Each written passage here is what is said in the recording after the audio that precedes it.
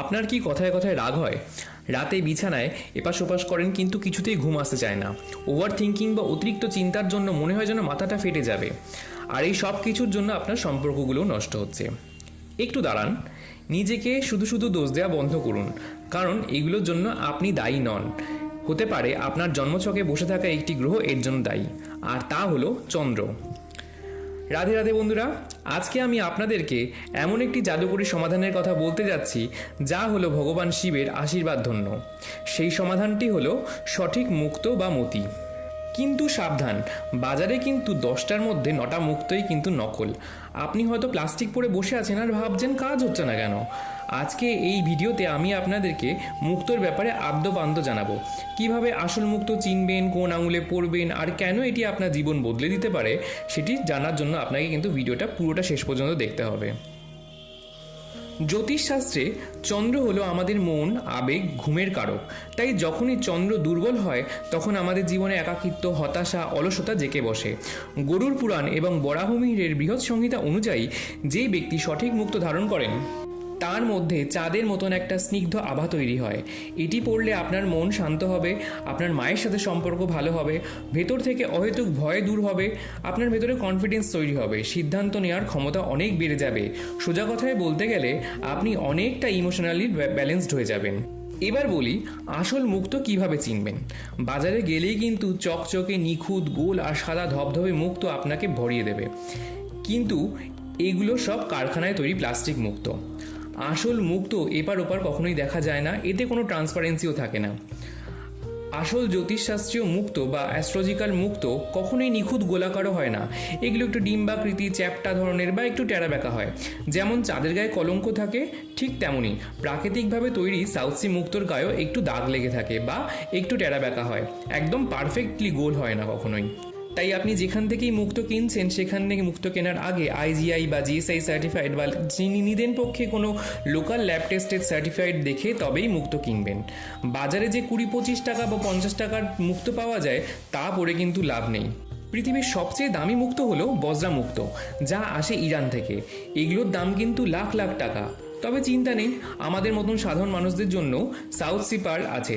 সমুদ্র মন্থনের সময় যেমন চন্দ্রদেব উঠে এসেছিলেন, ঠিক তেমনই সমুদ্রে নোনা জলের এই মুক্তো জ্যোতিষশাস্ত্রের সবচেয়ে কার্যকরী।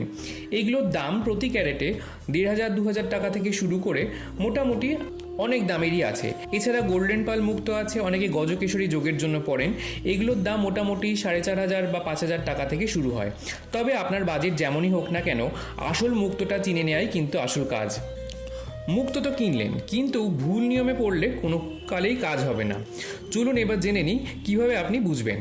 কত রতির মুক্তো কিনবেন বা কত ক্যারেটের মুক্তো কিনবেন এটা জানার জন্য কিন্তু আপনাকে কোনো অ্যাস্ট্রোলজারের কাছে কনসাল্ট করতে হবে, কারণ একজন অভিজ্ঞ ভালো অ্যাস্ট্রোলজারই আপনার জন্মছক বিচার করে আপনাকে সঠিক সিদ্ধান্ত দিতে পারবে যে আপনার কত রতির মুক্তো দরকার বা কত ক্যারেটের মুক্তো দরকার।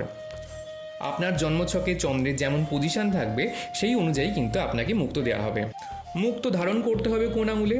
মুক্তো সবসময় তর্জনী আঙুলে ধারণ করতে হবে। তবে অনেক অ্যাস্ট্রোলজাররাই মুক্তোকে মধ্যমা কিংবা কনিষ্ঠ আঙুলেও ধারণ করার কথা বলেন। সেটা অবশ্যই কিছু কিছু ইন্ডিভিজুয়াল ব্যক্তির জন্মছক বিচার করে তবেই সেটাকে তাকে সাজেস্ট করা হয়। এবার বলি মুক্তো শোধন করবেন কি করে। কোনো সোমবার দিন সব থেকে ভালো হয় যদি কোনো শিব মন্দিরে আপনি মুক্তোটাকে আংটিতে বাঁধিয়ে কিংবা কবচের মতন করে বাঁধিয়ে আপনি মন্দিরে দিয়ে আসলেন এবং সেই মন্দিরের পুরোহিতকে বলে আসলেন যে আংটিটাকে শোধন করে দিতে, সেটা হয়। আর সেটা যদি সম্ভব না হয় তাহলে নিদেন পক্ষে কাঁচা দুধ, গঙ্গা জল আংটিটাকে চুবিয়ে রাখুন এবং আপনার বাড়িতে যে শিবলিঙ্গ আছে বা শিব ঠাকুর রয়েছে তার সামনে বসুন।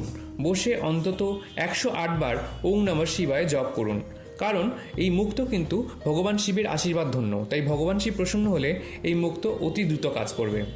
এবার বলবো কিছু সতর্কতার কথা।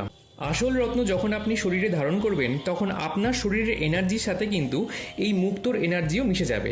তাই প্রথম 8 থেকে 10 দিন আপনার একটু প্রবলেম হতে পারে, একটু বেশি রাগ হতে পারে, সর্দি জ্বর আসতে পারে, অদ্ভুত স্বপ্ন দেখতে পারেন, কিন্তু ঘাবড়ে গিয়ে কখনোই আংটিটি খুলে ফেলবেন না।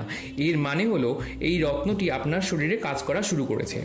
10-15 দিন পর দেখবেন আপনি ম্যাজিকের মতন শান্ত হয়ে গেছেন। মোটামুটি 3-4 মাসের মধ্যে আপনি খুব ভালো কাজ পেতে শুরু করে দেবেন। আশা করি আমি আপনাদের সমস্ত প্রশ্নের উত্তর দিয়ে দিয়েছি। যদি আপনাদের মনে কোনো প্রশ্ন থেকে থাকে তাহলে আমার কমেন্ট বক্সে কমেন্ট করুন, আমি আপনাদের সমস্ত প্রশ্নের উত্তর দেওয়ার চেষ্টা করব। তবে অবশ্যই আপনি মুক্ত ধারণ করার আগে কোনো ভালো অভিজ্ঞ জ্যোতিষীকে দেখিয়ে তবেই মুক্ত ধারণ করবেন।